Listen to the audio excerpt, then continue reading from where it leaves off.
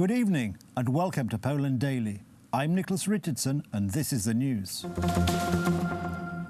Polish members of the new European Parliament, chosen in Sunday's elections, have collected their attestations from the head of the National Election Commission. The Prime Minister of Poland, Mateusz Morawiecki, participated in the occasion. The occasion of handing over the attestations to the new Polish members of the European Parliament was held today, with the participation of the most senior officials, including the Polish Prime Minister Mateusz Morawiecki, the Marshal of the Sejm, the President of the Constitutional Tribunal, and the President of the Supreme Court. "You're going to Brussels and Strasbourg to represent our homeland," said the head of the National Election Commission. "This is going to be a new stage for many members of the European Parliament, not all of whom appeared at the celebration. The first thing is a new financial perspective, because the European Parliament is going to debate about the amount of money that's going to be given to Poland and to my constituency. The second thing is that the quality of the law should be improved, because 60% of this law operates in Poland, and also the details concerning the Wielkopolska region. I hope the previous situations that took place never happen again, not only in Poland, but in any other EU country. What the former opposition members of the European Parliament did was distasteful. I would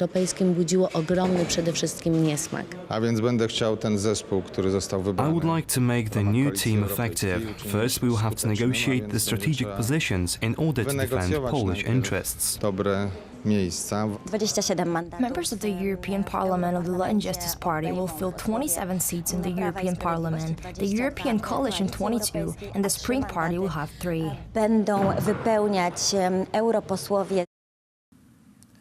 Deputy Prime Minister Beata Szydło, who won a record number of over 500,000 votes in the European parliamentary elections, said today on the Jedynka radio show that she will not be running for the presidency of Poland, thus ending media speculation on the subject.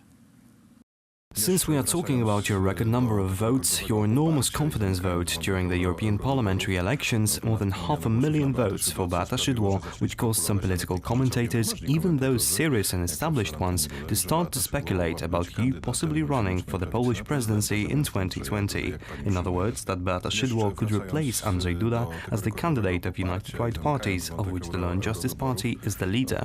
How are you responding to this speculation? This is just speculation. I won't end these suppositions with my firm no. I will not run for the presidency of Poland. I will strongly support the campaign of President Andrzej Duda. Pope Francis began a 3-day apostolic visit to Romania, where the majority of the citizens are faithful to the Orthodox Church.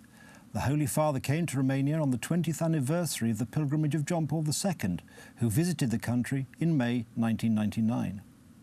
Pope Francis said during his visit to Bucharest that Christians of different denominations needed to help each other resist a culture of hate that could arise from technological development and economic prosperity. One of the main religious purposes of Francis' trip is to beatify 7 communist-era bishops of the Eastern Rite Catholic Church who died in prison or as a result of harsh conditions during incarceration. Eastern Rite Catholics worship in Byzantine Rite as Orthodox Christians do, but unlike the Orthodox, they recognize the Pope's authority and remain part of the Catholic Church. After World War II, Romania's communist authorities confiscated properties of the Eastern Rite Catholic Church and ordered its members to join the majority Orthodox Church. We need to help one another not to yield to the seductions of a culture of hate, of an individualistic culture that perhaps no longer ideological as in the time of the atheist persecution, nonetheless more persuasive and no less materialist. Often it takes on the appearance of a path to development that appears immediate and solving, but in reality is indifferent and superficial. On the 2nd of June 1979, the first pilgrimage to Poland of the Holy Father John Paul II began. It may be said that from that day, nothing was ever the same again. For hundreds of thousands who 40 years ago heard Holy Mass with the Pope in Victory Square in Warsaw, it was the first day of freedom.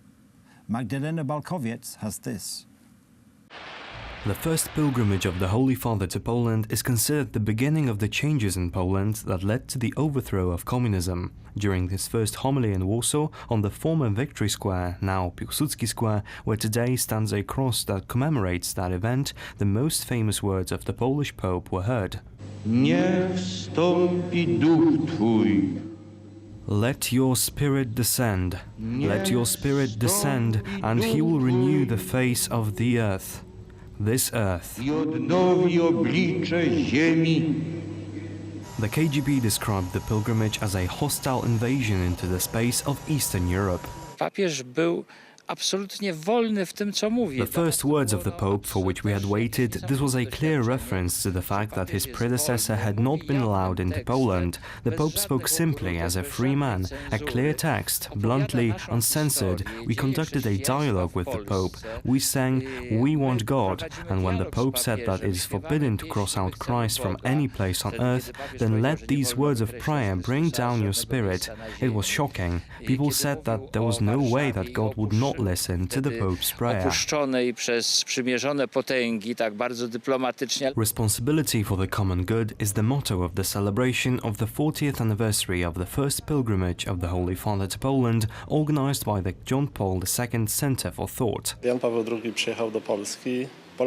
When John Paul II for the first time came to Poland, Poles took responsibility for their fate. Thanks to the Pope's visit, Poles looked into their eyes, saw that they are in a large group, that they are the majority, and that the system is something ethereal. Są w dużej grupie, że są większością i że system jest czymś ulotnym, że zależy od ich postawy. The first pilgrimage of the Holy Father to Poland undoubtedly contributed to the regaining of freedom, but Warsaw City Council voted in favor of Civic Platform's draft resolution in which it was mentioned, inter alia, that the pilgrimage, among other events, was related to political changes in Poland.